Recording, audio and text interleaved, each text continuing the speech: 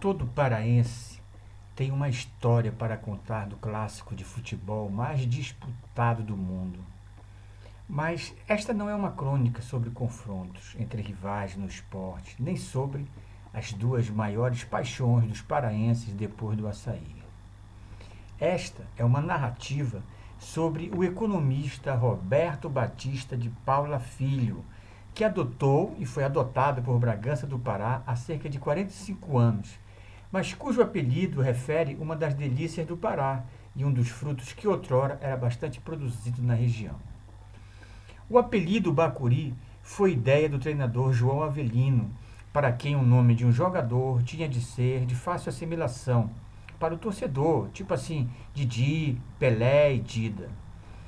Marido da pedagoga Conceição de Maria Schwartz Martins de Paula e pai do Roberto e da Roberta, ele que já tinha um apelido, Bacurau, nem sabia o que era, nem nunca tinha visto ou comido bacuri na vida.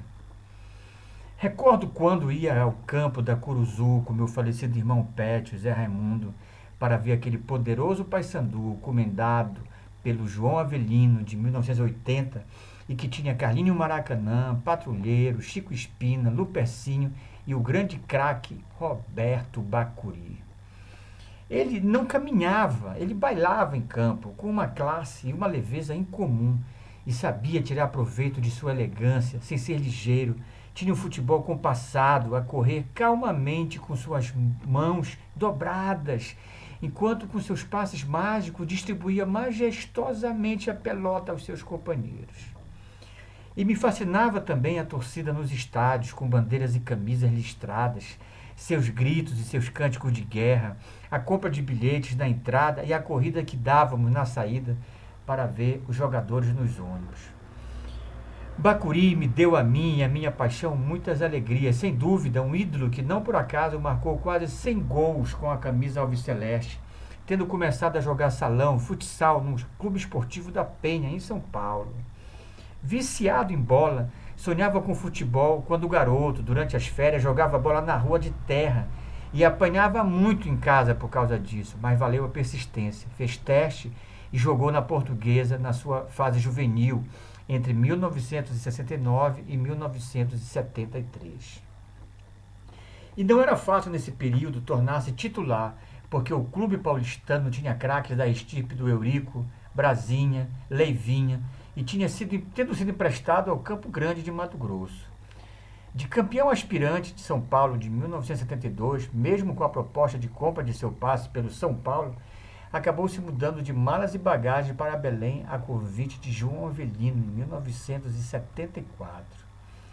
É quando começa a história de amor com o Paysandu, pelo qual marcou cerca de 80 gols, garantindo ao clube, na altura, pela primeira vez, a classificação ao Campeonato Brasileiro. Em 1974, Bacuri nem sabia quanto é que recebia de salário depois que seu passe foi adquirido pelo Paysandu, que também lhe bancava hospedagem e alimentação. Apesar de sabermos como funcionam estas complicadas relações trabalhistas entre clube de futebol e seus atletas, inclusive nos dias atuais. O futebol para Roberto era uma brincadeira e ele ganhava dinheiro para brincar. Era um divertimento que começou desde quando jogava as peladas em São Paulo, razão pela qual ele nem fazia contrato, recusando-se a se profissionalizar, mas se dedicando com amor ao que melhor sabia fazer: gols. Naquele período, o Paysandu tinha o estádio Leônidas de Castro, com as bancadas de trás das balizas e mais a bancada da Avenida Almirante Barroso, sendo que, do lado onde hoje funcionam as cabines de imprensa, existia um prédio de 2 andares, com uma cozinha embaixo e um salão com camas e armários no andar de cima. E foi ali que o jogador dormiu até o final de 1975, sob um calor insuportável, apesar do bom clima entre os jogadores, sem que o clube disponibilizasse condições adequadas aos jogadores que treinavam de manhã e de tarde e corriam na Avenida 1º de Dezembro, hoje João Paulo II. Os divertimentos dos jogadores eram limitados, quando muito, uma saída para comer um caranguejo ou rápidas visitas a casas noturnas, como Lapinha, Pagode Chinês e outros pontos de Belém. Mas Bacuri evitava saídas por causa do assédio dos fãs e também dos torcedores adversários, até porque era um provocador pela mídia, principalmente no período dos clássicos.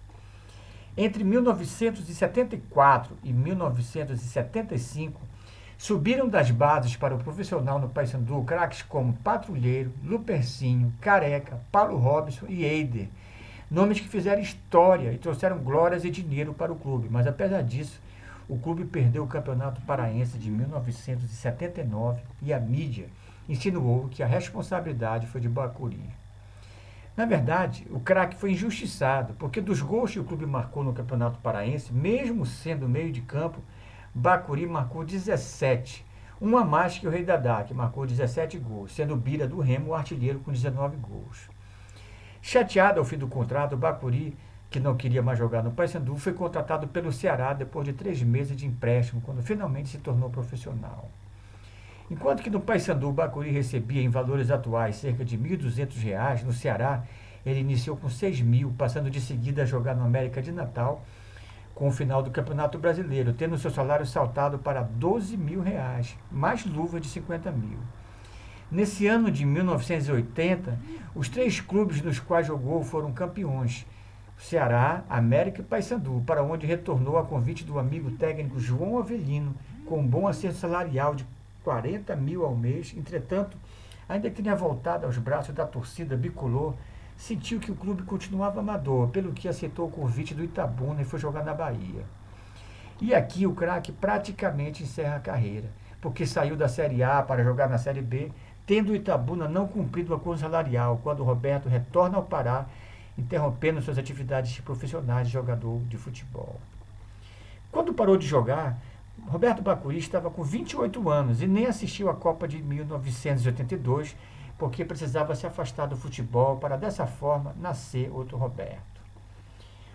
O futebol deu a Roberto a possibilidade de conhecer o Brasil, tanto que só não conhece 5 estados brasileiros, mas foi em Bragança que construiu uma nova história, junto da esposa e dos filhos, montou padaria, trabalhou como motorista, cuidou da vida, formando-se economia, hoje habitando o bairro da Vila Sinhá.